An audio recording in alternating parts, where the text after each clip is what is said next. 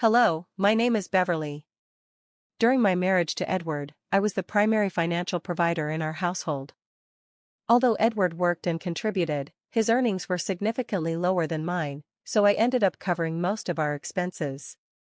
I didn't mind this arrangement at first because he was my partner, but there was a point where I had to draw the line, particularly when his mother, Victoria, began asking for handouts. Victoria resented me, primarily because I earned more than both her son and her husband. She often made hurtful comments, implying that someone like me, a term she used derisively, shouldn't have access to such financial resources. Thankfully, Edward always defended me fiercely against her remarks, and my father-in-law, Mason, was also a strong ally. Edward and I shared a deep bond, which led us to marry young. I was financially stable and eager to start a family, and he was fully supportive. We lived in a house I had purchased before we married, though it was mortgaged. I could easily manage the payments, which only seemed to irk Victoria further. One day, she lashed out, calling it unfair that someone she deemed unworthy like me could own such a nice home while her family had to rent. I am fortunate to own a beautiful home, but I resented being called undeserving or unintelligent. Victoria even accused me of advancing in my career through flirtation, while claiming that men like Edward and Mason were stuck in low-paying jobs simply because of their gender. This accusation was not only unfounded but also insulting. Both Edward and Mason were quick to defend me, affirming that my success was the result of my hard work and intelligence, not any manipulation. Victoria's jealousy became palpable and burdensome, casting a shadow over our family gatherings. Her resentment strained our relationships, and it became clear that her hostility toward me was deep-seated. This was an aspect of my life with Edward that I found increasingly difficult to bear, highlighting the complexities that money and success can introduce into family dynamics. I truly wanted Victoria to like me, but her constant resentment eventually led me to distance myself from her. Despite this, she never stopped asking for favors, which I sometimes granted at Edward's insistence.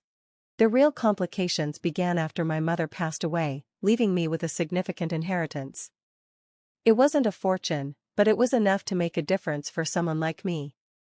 Losing my mother was devastating. She was my last living family member, and her death deeply affected me. During this difficult time, Edward was supportive, but he often brought up my inheritance, which I found increasingly bothersome. "Have you thought more about your inheritance? What are your plans for it?" he would ask. I had already set the funds aside in a separate account, and that was all I wanted to deal with at the time. "Edward, I really can't focus on the inheritance right now. I'm still trying to cope with Mom's death," I would tell him. But despite my distress, he persisted, saying he was thinking about it on my behalf, to spare me the stress. These conversations became a regular occurrence, and I grew tired of them. Finally, I confronted him. "Edward, if there's something specific you want to discuss about the inheritance, just say it directly." That's when he admitted, "I have an idea. Mom has been looking at houses, but everything she likes is out of her price range. What if we help with the down payment and some furniture?" I was stunned. "Are you serious, Edward? I'm not buying your mother a house. What makes you think I would agree to something like that?" Edward looked at me, clearly puzzled by my reaction. "But Beverly, you know my parents are struggling to find something within their budget. Don't you think we should help?" His plea made it obvious that he didn't fully understand why I was so reluctant to use my inheritance this way, especially given my already strained relationship with Victoria and my emotional state. This disagreement exposed a growing divide in how we saw things, and it made me question whether we still respected each other's boundaries and concerns. Victoria, unable to accept that I lived in such a nice home while she had to settle for less, had once again found a way to make me feel undeserving. I suggested that if she was unhappy with her situation, perhaps she should return to work, since she had voluntarily left her job. After all, she could earn her own money just as I had. I wasn't willing to give up anything for someone who treated me so poorly. This led to a major argument between Edward and me, but since the money was my inheritance, Edward had no choice but to back down. My funds were securely in a private account he couldn't access.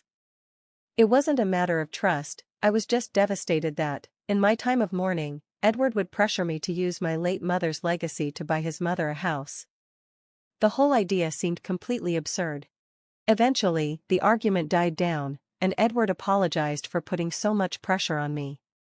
He promised not to bring it up again, and I, perhaps naively, believed him. He kept his word, and the issue seemed resolved, especially when Edward mentioned that Victoria had returned to work, meaning they could start saving for a house on their own. I felt relieved, thinking the conflict was finally behind us. That sense of peace didn't last. One night, I overheard Edward talking in his sleep, something he did when he was stressed. I had gotten used to calming him during these moments, but nothing could have prepared me for what he muttered that night. "Mom, relax.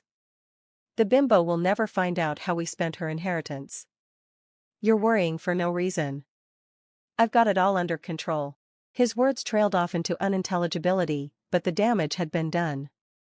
Hearing him say those things felt like I was trapped in a surreal nightmare. I questioned everything I believed about our relationship and his integrity. I needed to understand what was going on, so I turned to Mason. His response didn't ease my concerns. "Beverly, nothing shady is happening. The house construction is going well. Edward has been incredibly supportive, helping us financially. We're almost ready to close the deal." His words hit me like a ton of bricks. "Wait, what? Edward's been helping you with the payments?" This was news to me.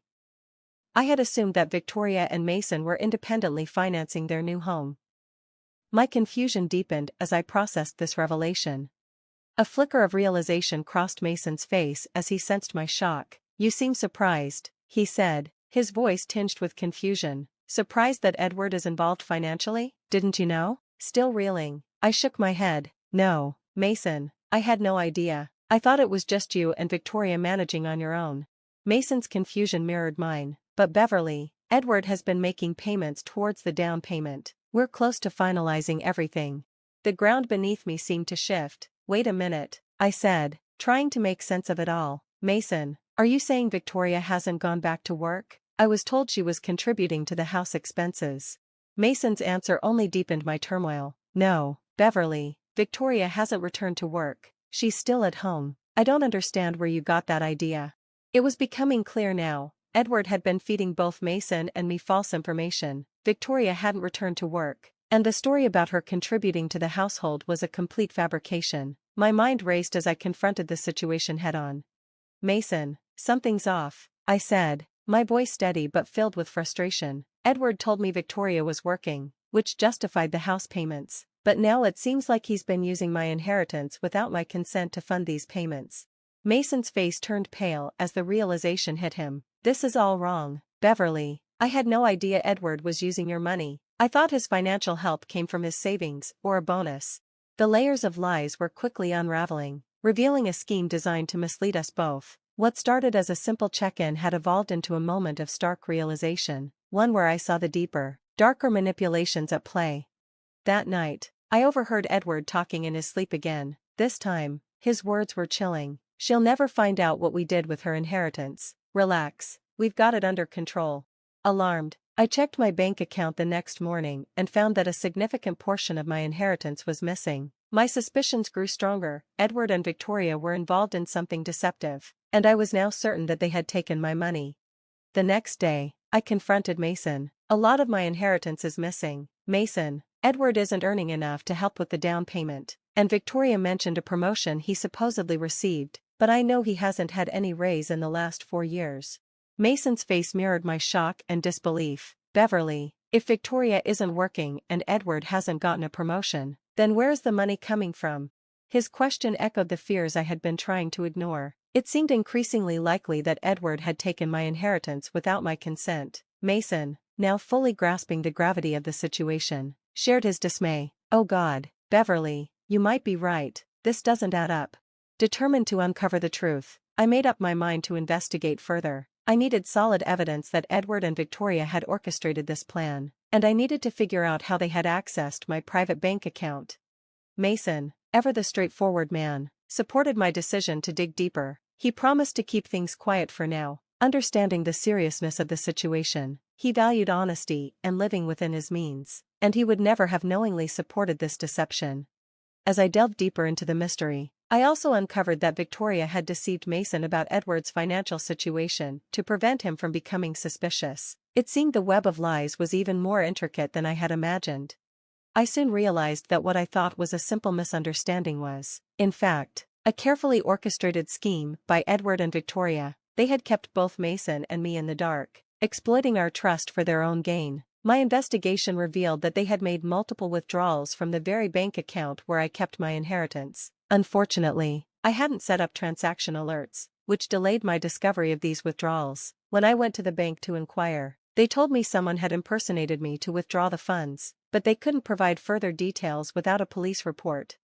Given how much Victoria resembled me, it wasn't hard to guess how they might have managed to access my account without raising suspicion. I was furious and heartbroken. Feeling utterly betrayed by people I had trusted, I confided everything to Mason, who was just as shocked and upset as I was. Together, we started planning our next steps, determined to confront Edward and Victoria about their deceitful actions.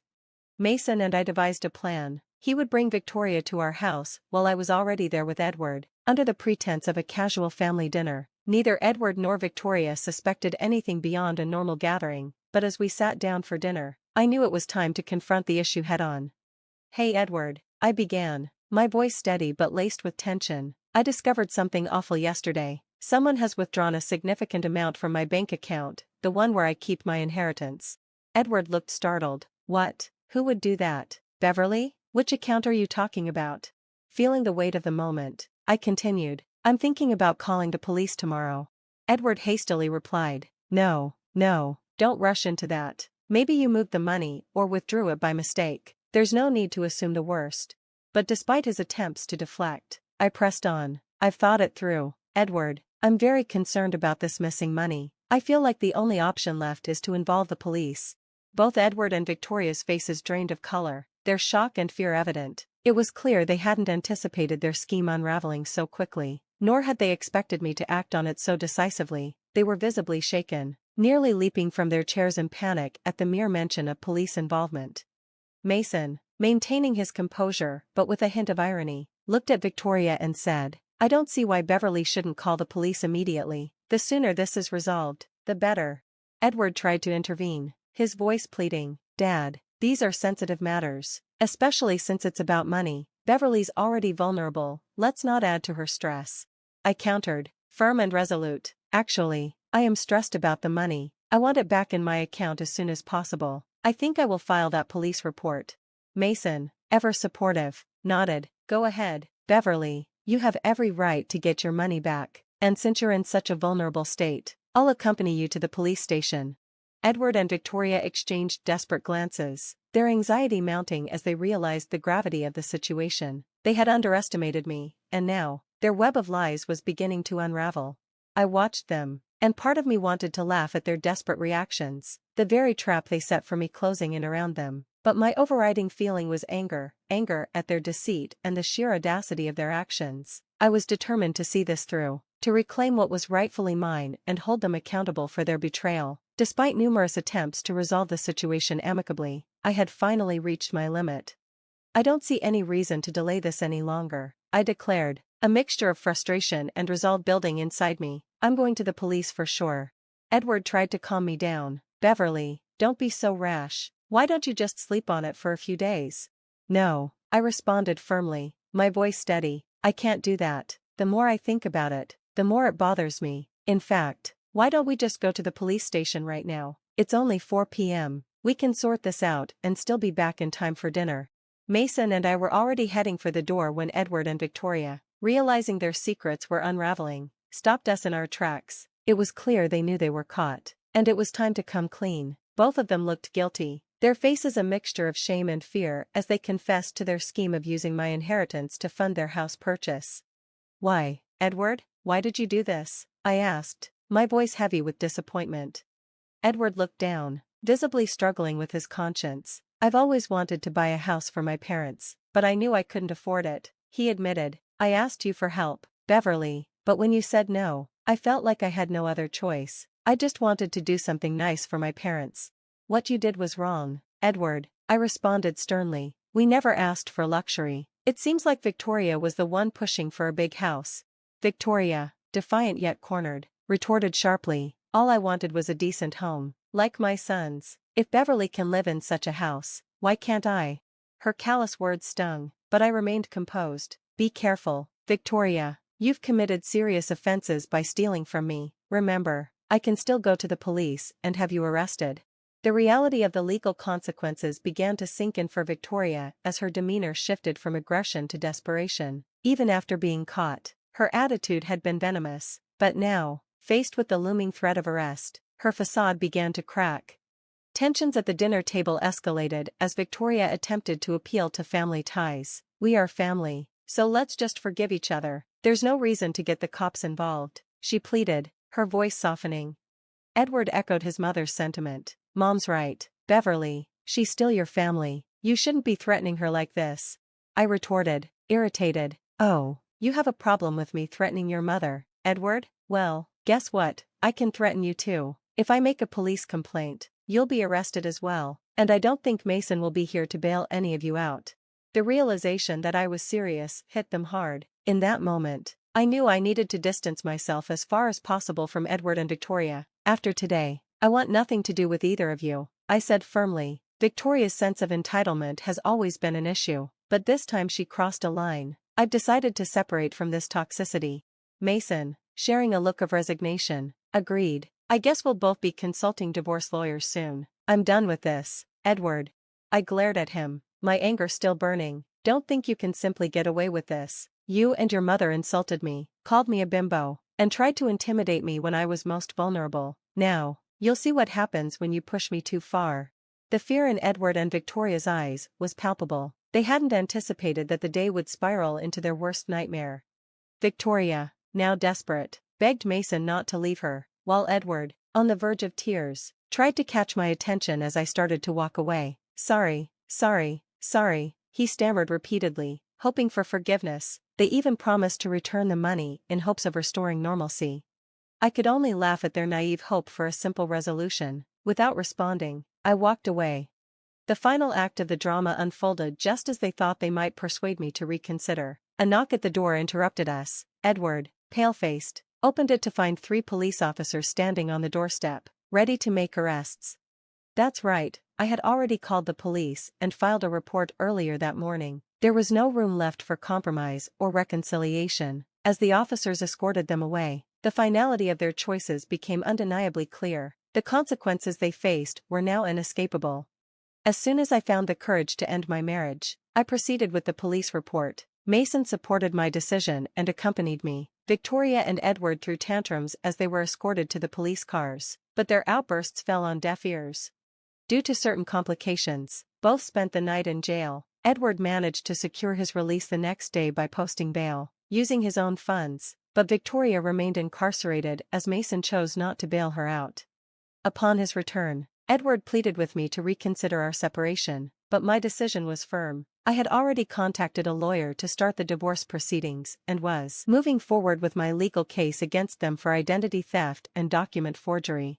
Edward eventually transferred my money back after his release, which I reported to the police, but the criminal case remained active. Victoria was eventually bailed out by other family members, yet her situation remained bleak. As Mason pursued a divorce, living in a no-fault divorce state meant that both our divorces would likely be straightforward, focusing on irreconcilable differences without needing to prove fault. Edward and Victoria now face the possibility of minor prison sentences and significant fines due to their actions. They find themselves isolated, with their marital partners choosing to leave them. Their relationship with each other has deteriorated to the point of silence. They blame each other for their downfall. Their scheme not only failed to bring them the security and happiness they sought, but ultimately led to their separation and legal troubles. As this chapter of my life closes, it's clear that their deceitful plan brought them more misfortune than either of them had anticipated.